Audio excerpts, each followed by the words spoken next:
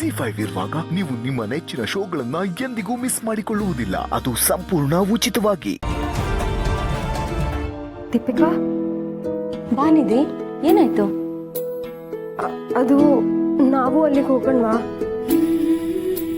ಅಲ್ಲಿಗೆ ಅಂದ್ರೆ? ಅದೇ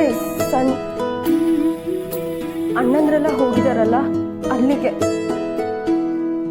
ಅವರು ದೊಡ್ಡಪ್ಪ ದೊಡ್ಡಮ್ಮಂಗೆ ಅವಮಾನ ಮಾಡಿದವರು, ಇನ್ನು ನನ್ನ ಅಣ್ಣಂದ್ರಿಗೆ ಅವಮಾನ ಮಾಡದೇ ಇರ್ತಾರ? ಬೇಡ ದೀಪಿಕಾ, ನಂಗಿದು ಯಾವುದು ಬೇಡ. ನನ್ನ ಮದುವೆಗೋಸ್ಕರ ನನ್ನ ಮನೆಯವರು ಎಲ್ಲರೂ ಅವಮಾನ ಅನುಭವಿಸಿದ್ದನ್ನ ನನ್ನ ಕೈಲಿ ನೋಡೋಕ್ಕಾಗಲ್ಲ. ಬಾ, ನಾವು ಹೋಗಿ ಅವ್ರನ್ನ ವಾಪಸ್ ಕರ್ಕೊಂಬಂದ್ಬೇಡೋಣ. ನಿಧಿ, ನಿನ್ನ ಅಣ್ಣಂದ್ರ ಬಗ್ಗೆ ನನಗಿಂತ ನಿನಗೆ ಚೆನ್ನಾಗಿ ಗೊತ್ತು. ಅವ್ರೊಂದು ಕೆಲಸ ಹಿಡಿದ್ರು ಅಂದರೆ ಅದು ಸಕ್ಸಸ್ ಆಗೋವರೆಗೂ ಬಿಡೋ ಮಾತೇ ಇಲ್ಲ. ಅದು ಹಾಗಲ್ಲ ದೀಪಿಕಾ, ನನ್ನ ಮದುವೆಗೋಸ್ಕರ ಪಾಪ ಅವರೆಲ್ಲ ಕಷ್ಟಪಡ್ತಿಲ್ಲ ನಿಧಿ, ಅವ್ರವ್ರ ಕರ್ತವ್ಯನ ಮಾಡ್ತಾ ಇದ್ದಾರೆ ಅಷ್ಟೇ. ನನಗಂತೂ ನಂಬಿಕೆ ಇದೆ, ನಿನ್ನ ಅಣ್ಣಂದ್ರು ನಿನ್ನ ಮದುವೆನ ಸಂಜೆ ಜೊತೆ ಮಾಡೇ ಮಾಡ್ತಾರೆ. ನಿಜ ದೀಪಿಕಾ, ನನ್ನ ಅಣ್ಣಂದ್ರೇನೋ ಹೋರಾಟ ಮಾಡಿ ಸಂಜಯ್ ಜೊತೆ ನನ್ನ ಮದುವೆನ ಮಾಡೇ ಮಾಡ್ತಾರೆ. ಆದರೆ ಅವರ ಅಪ್ಪ ಅಮ್ಮ ಒಪ್ತೇ ಇದ್ರೆ ನಾನು ಮನೇಲಿ ಹೇಗೆ ಖುಷಿಯಾಗಿರಲಿ? ಸಂಜಯ್ ನಿನ್ನ ಇಷ್ಟಪಡ್ತಾನೆ ಅಲ್ವಾ? ಹೇಳು ನಿಧಿ, ಸಂಜಯ್ ನಿನ್ನ ಇಷ್ಟಪಡ್ತಾನೆ ತಾನೆ? ಹೌದು ದೀಪಿಕಾ, ಅವನು ನನ್ನ ತುಂಬ ಇಷ್ಟಪಡ್ತಾನೆ. ನಾನು ಸಂಜಯ್ ಸ್ಥಾನದಲ್ಲಿ ಇನ್ಯಾರನ್ನೂ ಇಮ್ಯಾಜಿನ್ ಮಾಡ್ಕೊಳ್ಳೋಕ್ಕೂ ಸಾಧ್ಯ ಇಲ್ಲ ದೀಪಿಕಾ. ಅವನ ಪ್ರೀತಿ ಬಗ್ಗೆ ನಂಗೆ ತುಂಬ ಚೆನ್ನಾಗಿ ಗೊತ್ತು. ಅವನು ನನ್ನ ತುಂಬ ಇಷ್ಟಪಡ್ತಾನೆ. ಆದರೆ ಏನು? ಆದರೆ ಅವನ ತಂದೆ ತಾಯಿಗೂ ಅಷ್ಟೇ ಗೌರವ ಕೊಡ್ತಾನೆ. ಅವ್ರ ವಿರುದ್ಧ ಯಾವತ್ತೂ ಮಾತಾಡಿದವನಲ್ಲ, ಅವ್ರ ಇಷ್ಟಕ್ಕೆ ವಿರುದ್ಧವಾಗಿ ನಡ್ಕೊಳ್ಳೋನು ಅಲ್ಲ. ಇರಲಿ ನಿಧಿ, ಸಂಜಯ್ ನಿನ್ನ ಇಷ್ಟಪಡ್ತಿದ್ದಾನಲ್ಲ, ನಮ್ಗಷ್ಟು ಸಾಕು. ಇನ್ನು ನಿನ್ನ ಅಣ್ಣಂದ್ರು ಅವ್ರ ಅಪ್ಪ ಅಮ್ಮನ ಬಿಟ್ಟು ನಿನ್ನ ಮದುವೆ ಮಾಡೋ ಯೋಚನೆ ಖಂಡಿತ ಮಾಡಲ್ಲ. ಇವತ್ತು ಒಂದಿನ ಕಾಯೋಣ, ಏನಾಗುತ್ತೋ ನೋಡೋಣ. ಧೈರ್ಯವಾಗಿರು ನಿಧಿ, ಎಲ್ಲ ಒಳ್ಳೆಯದೇ ಆಗುತ್ತೆ.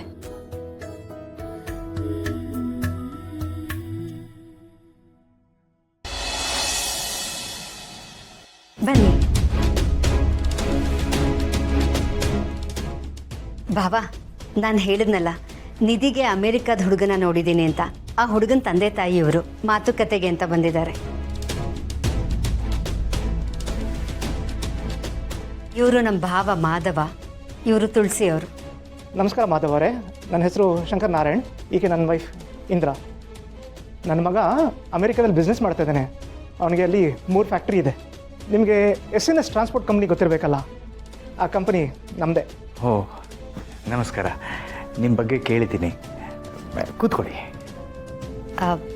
ನೀವು ಮಾತಾಡ್ತಾ ಇರಿ, ನಾನು ಹೋಗಿ ನಿಧಿನ ಕರ್ಕೊಂಡು ಬರ್ತೀನಿ.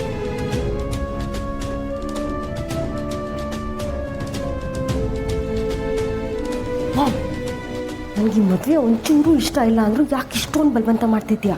ಗಂಡನ ಕಡೆಯವರು ಮನೆಗೆ ಬಂದು ಕೂತಿದ್ದಾರೆ. ಈಗಲೂ ಈ ರೀತಿ ತಲಹರಟೆ ಮಾತಾಡಿದ್ರೆ 4 ಬಿಗಿತೀನಿ. ಸುಮ್ಮನೆ ಬಾ, ಬಂದು ಅವ್ರ ಮುಂದೆ ಗೊಂಬೆ ಥರ ನಿಂತ್ಕೊ.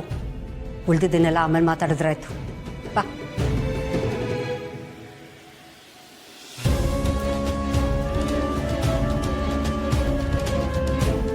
ಕ್ಷಮಿಸಿ, ಇವಳಿಗೆ ಫಾರ್ಮಾಲಿಟೀಸ್ ಅಷ್ಟು ಇಷ್ಟ ಆಗಲ್ಲ. ನಾನು ಹೇಗಿದ್ದೀನೋ ಹಾಗೆ ನೋಡಲಿ ಅಂದ್ಲು, ಅದಕ್ಕೆ ರೆಡಿ ಆಗಿಲ್ಲ. ಪರವಾಗಿಲ್ಲ, ಹುಡುಗಿ ಹೇಗಿರ್ತಾಳೋ ಹಾಗೆ ನೋಡೋಕೆ ನಮಗೂ ಇಷ್ಟನೇ. ಈಗ ನೋಡಬೇಕಾಗಿರೋದು ನನ್ನ ಮಗ, ಅವನು ನಾಳೆ ಅಮೇರಿಕದಿಂದ ಬರ್ತಿದ್ದಾನೆ. ನೀವೆಲ್ಲರೂ ಒಪ್ಪಿದ್ರೆ ನಾಳೆನೇ ಎಂಗೇಜ್ಮೆಂಟ್ ಇಟ್ಕೋಬೋದಲ್ವಾ? ಎಂಗೇಜ್ಮೆಂಟಾ? ಇದ್ದಕ್ಕಿದ್ದಂಗೆ ಎಂಗೇಜ್ಮೆಂಟ್ ಅಂದ್ಬಿಟ್ರೆ ಹೇಗೆ? ತಪ್ಪೇನಿಲ್ಲ. ಹುಡುಗನಿಗೆ ಹುಡುಗಿ ಇಷ್ಟ ಆದಮೇಲೆ ಎಂಗೇಜ್ಮೆಂಟ್ ಇಟ್ಕೊಳ್ಳೋಕೆ ನಮಗೂ ಒಪ್ಕೇನೆ. ಎಂಗೇಜ್ಮೆಂಟಾ? ಆದರೂ ಇಷ್ಟು ಅರ್ಜೆಂಟಾಗಿ ಏನು ಮಾಡೋದು ಮಾಧವ್ ಅವರೇ? ಅವ್ನ ಕೆಲಸದಲ್ಲಿ ಬ್ಯುಸಿ ಇರ್ತಾನೆ. ಅವ್ನು ಒಂದೇ ಒಂದು ದಿವಸನೂ ವೇಸ್ಟ್ ಮಾಡ್ಕೊಳ್ಳಲ್ಲ. ಎಂಗೇಜ್ಮೆಂಟ್ ಮುಗಿಸಿ ವಾಪಸ್ ಹೋಗ್ಬಿಡ್ತಾನೆ. ನೆಕ್ಸ್ಟ್ ಅವ್ನು ಬರೋದೇ ಅವ್ನ ಮದುವೆ ದಿವಸ. ಓಹ್, ಎಂಗೇಜ್ಮೆಂಟ್ಗೊಂದಿನ ಮದುವೆಗೊಂದಿನ ಫ್ರೀ ಮಾಡ್ಕೋತಾರಲ್ವ? ಅದೇನು ವೇಸ್ಟ್ ಅನ್ಸಲ್ಲ ಅಲ್ವಾ? ಇಲ್ಲ, ಖಂಡಿತ ಫ್ರೀ ಮಾಡ್ಕೊಳ್ತಾನೆ. ಸರಿ, ಹಾಗಿದ್ರೆ ನಾಳೆನೇ ನಾವು ಎಂಗೇಜ್ಮೆಂಟಿಗೆ ರೆಡಿ ಮಾಡ್ಕೋತೀವಿ.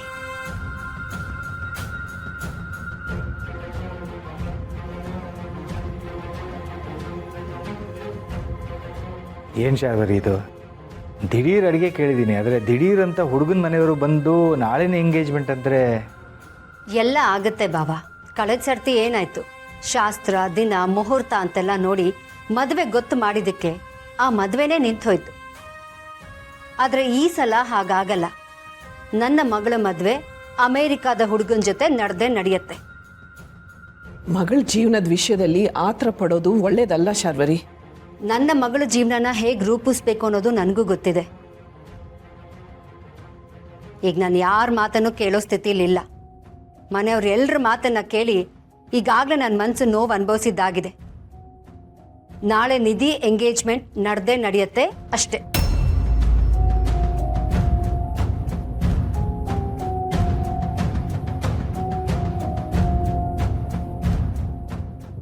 ಯೋಚನೆ ಮಾಡಬೇಡ ನಿಧಿ. ನಿಮ್ಮಮ್ಮ ಹೇಳಿದ್ದು ನಾಳೆ ತಾನೆ. ನೋಡು, ಒಂದು ದಿನದಲ್ಲಿ ಏನು ಬೇಕಾದರೂ ಆಗ್ಬೋದು.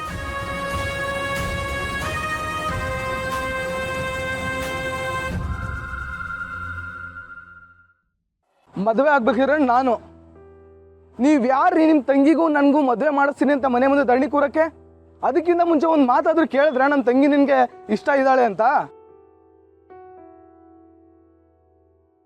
ನೋಡಿದ್ಯಾ ನನ್ನ ಮಗ ಹೇಗೆ ಅವ್ರನ್ನ ಬೆಂಡೆತ್ತಾ ಇದ್ದಾನೆ?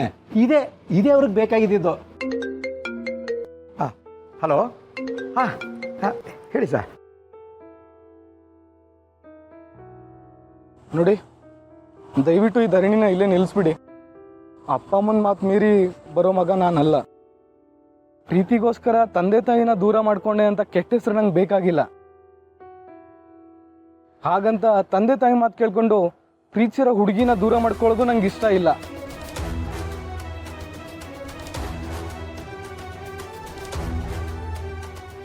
ಸಂಜಯ್, ಹಾಗಾದ್ರೆ ನೀನು? ಹೌದು, ನಾನು ಇದನ್ನ ತುಂಬ ಪ್ರೀತಿಸ್ತಿದ್ದೀನಿ. ಈ ಕ್ಷಣನೇ ಅವಳ ಕುತ್ತಿಗೆಗೆ ತಾಳಿ ಕಟ್ಟಕ್ಕೂ ಸಿದ್ಧವಾಗಿದ್ದೀನಿ. ನಾನು ನಿಮ್ಗೆ ಕೇಳ್ಕೊಳ್ಳೋದು ಒಂದೇ, ಹೇಗಾದರೂ ಮಾಡಿ ನಮ್ಮ ತಂದೆ ತಾಯಿನ ಒಪ್ಪಿಸಿ, ನನಗೂ ಮತ್ತೆ ನಿಧಿಗೂ ಮದುವೆ ಮಾಡಿಸಿ ಅಂತ ಒಂದು ಕ್ಷಣಕ್ಕೋಸ್ಕರ ನಾನು ಕಾಯ್ತಾ ಇದ್ದೀನಿ. ನನಗೆ ನಿಧಿನ ಬಿಟ್ಟು ಬೇರೆ ಮದುವೆ ಆಗೋಕ್ಕೆ ಇಷ್ಟ ಇಲ್ಲ. ಬೇಕಿದ್ರೆ ಇಡೀ ಜೀವನ ಹೀಗೆ ಇದ್ಬಿಡ್ತೀನಿ. ಹಾಗಂತ ಅಪ್ಪ ಅಮ್ಮನ ಒಪ್ಪಿಗೆ ಇಲ್ದೇ ನನ್ನ ನಿಧಿನ ಮದುವೆ ಆಗೋಕ್ಕಾಗಲ್ಲ. ನಾನು ತ್ರಿಶಂಕು ಸ್ಥಿತಿಲಿದ್ದೀನಿ. ನೀವು ಮಾಡ್ತಿರೋ ಧರಣಿಯಿಂದ ನಿಧಿ ಜೀವನಕ್ಕೆ ಅಷ್ಟೇ ಅಲ್ಲ, ನನ್ನ ಜೀವನಕ್ಕೂ ಪ್ರೀತಿ ಸಿಗುತ್ತೆ. ದಯವಿಟ್ಟು ಯಾವುದೇ ಕಾರಣಕ್ಕೂ ಧರಣಿ ನಿಲ್ಲಿಸ್ಬೇಡಿ. ರೇ, ನಾನು ಹೇಳೋದು ಕೇಳಿಸ್ಲಿಲ್ವಾ? ಇಲ್ಲಿಂದ ಹೊರಟೋದ್ರೆ ಸರಿ, ಇಲ್ಲಾಂದ್ರೆ ನಾನು ಮನುಷ್ಯನೇ ಆಗಿರಲ್ಲ. ಏನೋ ಸರಿಯಾಗೇ ಬೈತಾ ಇದ್ದಾನೆ. ಎಲ್ರ ಮುಖ ಹಾಗೆ ಬಾಡೋಯ್ತು. ಇನ್ನೊಂದು ಸ್ವಲ್ಪ ಹೊತ್ತಲ್ಲಿ ಅವರೆಲ್ಲ ಜಾಗ ಖಾಲಿ ಮಾಡೇ ಮಾಡ್ತಾರೆ.